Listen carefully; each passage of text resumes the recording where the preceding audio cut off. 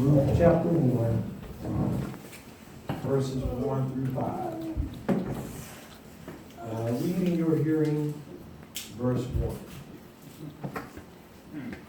The Bible says, now it came to pass in the days when the judges ruled that there was a famine in the land, and a certain man of Bethlehem, Judah, went to sojourn in the country of Moab. He and his wife and his two sons.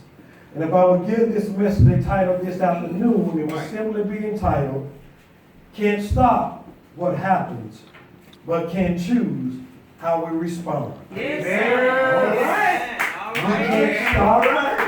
can't stop what happens, but we can choose how we respond. Amen. What we all, first of all, we need to understand is this, that every one of us are going to go through some trials. Yes. Every one of us are going to have trouble in our lives. Yes, so true. Every one of us are going to face circumstances that we don't understand. Every one of us are going to have some form of battle that we're going to have to face and deal with. Every one of us are going to get knocked down sometime. Every one of us are going to have a mountain that we will have to climb every now and then. Every now and then we all going to have to walk through the valley of the shadow of death. Every now and then. But we need to understand something. Yes, we're going to face these problems. We will face these situations. We will face these things that will come up against us. But the problem is this, brother and sister. We're going to have our problems. We're going to have our troubles, Lord. Our troubles. But the question is, how will we respond to them? See, we call ourselves walking with the Lord. I'm not going to say everybody say that I'm a child of God, because you may not consider yourself a child of God, but we are God's children no matter who you are. That's so true. I don't care if you're a sinner or if you're a saint, you're still God's child. And God's children will go through. God's children will have some tough times. But it's up to us. We must choose how we're going to respond when we go through a situation. Either we're going to be students or we're going to be victims. What are you saying, Pastor? What I'm saying is this. The victim says this. Excuse me. The victim says this. Why did this happen to me? You see, that's a victim. When you're going through something, when you're going through a certain situation, your first question, why did this happen to me? You are now trying to claim and say that you are just a victim. But a student, see, we must learn. A student learns from their trials. A student learns from their struggle. A student learns when they get knocked down, how not to get knocked down that way again. A student learns if I have to face that mountain, how I'm going to face that mountain if I come against it again. And so what the student says is, what can I learn from this situation? Yes, sir. The victim says, he or she says, they are being treated unfairly. What I'm going through right now, I'm just being treated unfairly. You're a victim. I don't know why I have to go through this. They're not treating me right. They're doing this to me. They're doing that to me. That's a victim.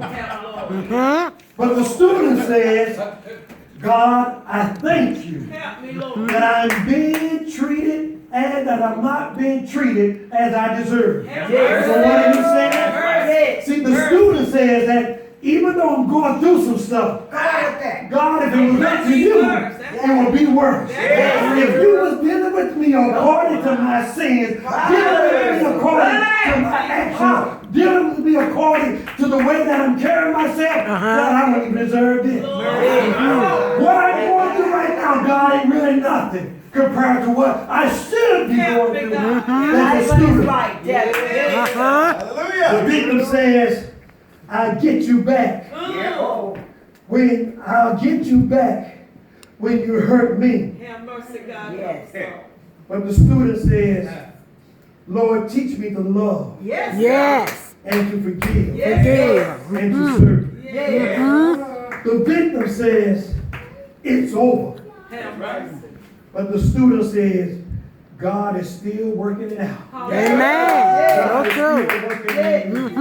God is still working in me. You see, so whenever we're going through our problems and things in our lives, you got to ask yourself the question, Lord, am I a student? Or am I going to learn from this situation? What is it, God, that you're trying to tell me? Where is it you're trying to get me to? But the problem with too many of us, we really consider ourselves to be victims. That's right. That's so Even true if God sometimes. is working on us, brothers and sisters, we still consider ourselves, I'm a victim. I shouldn't be treated. Well, I'm going to be honest with you.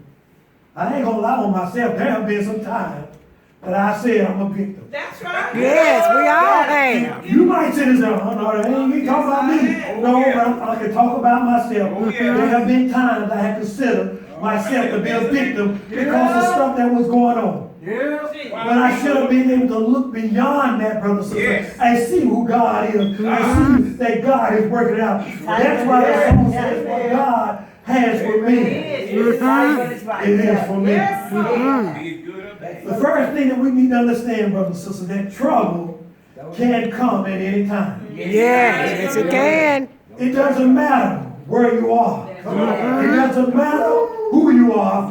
Trouble will come every time, at any time. For the Bible says in Luke chapter 1, now it came to pass in the day when the judges ruled that there was a famine in the land. Now you read that and you try to figure out what are they talking about? See, the thing was this: when the judges basically ruled back then, Samson and Gideon, and this was around Gideon's time. Pretty much the people would carry themselves in the right manner. That's right. They were worshiping God like they should. They were going to church. They were going to church like they were supposed to go to church. They didn't mind taking part in church and serving and doing things in church. Everything was going right. But just as soon as one of the judges would die, the people will fall back into idolatry. That's right. They will begin to show out. They begin to act foolish. They begin to do stuff that was just unseen. But just as soon as a judge came, they'll step straight back out again. What happened in this situation, God had now become tired of the foolishness. And even though the judges were still ruling, you know how we are sometimes.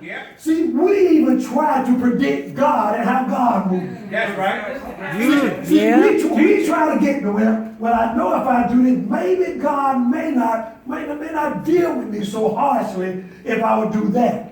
And so I'm not going to do this, but I'm going to do that because I don't want God to have to deal with me. So we try to predict how God is going to deal with us.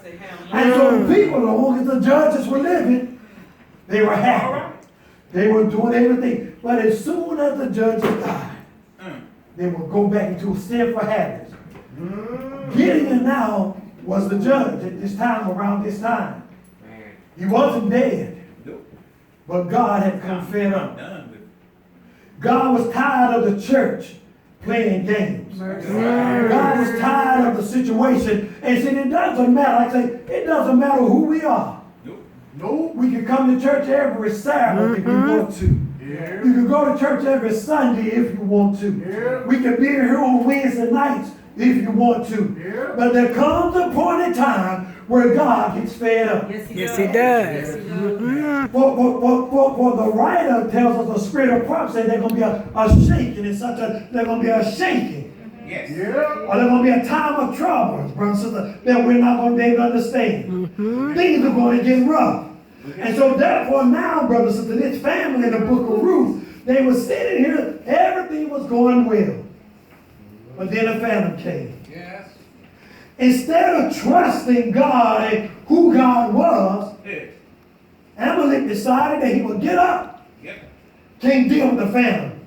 Now, if he knew the history of God, I see how God led him through the wilderness. I see how God had brought them through the desert. That's right. I see how God had opened up the Red Sea. All that is I see how God allowed manna to come down from heaven. I see how God has done so many miracles for his people. Amalek should have remained where he was. That's right. But you know how we are sometimes? Somebody might call it church hopping. You can call it what you want to. Yeah. Because there was a phantom in the church. Yeah. Amalek decided, I'm going to get my family and I'm going to go down to Moab. Work with it. He decided to take it, uproot his family and take them somewhere else.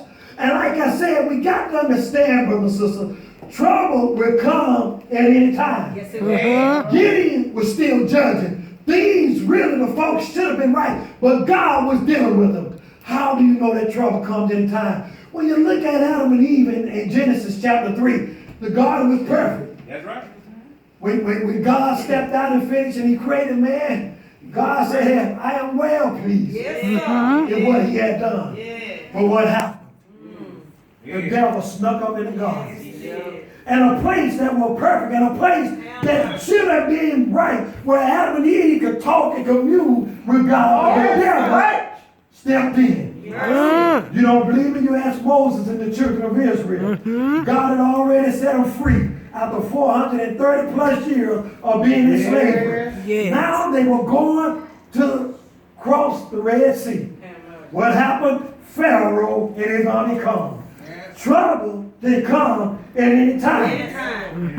If you don't believe me, you ask Joshua at the wall of Jericho. God said, all I want you to do is just walk on the Sabbath.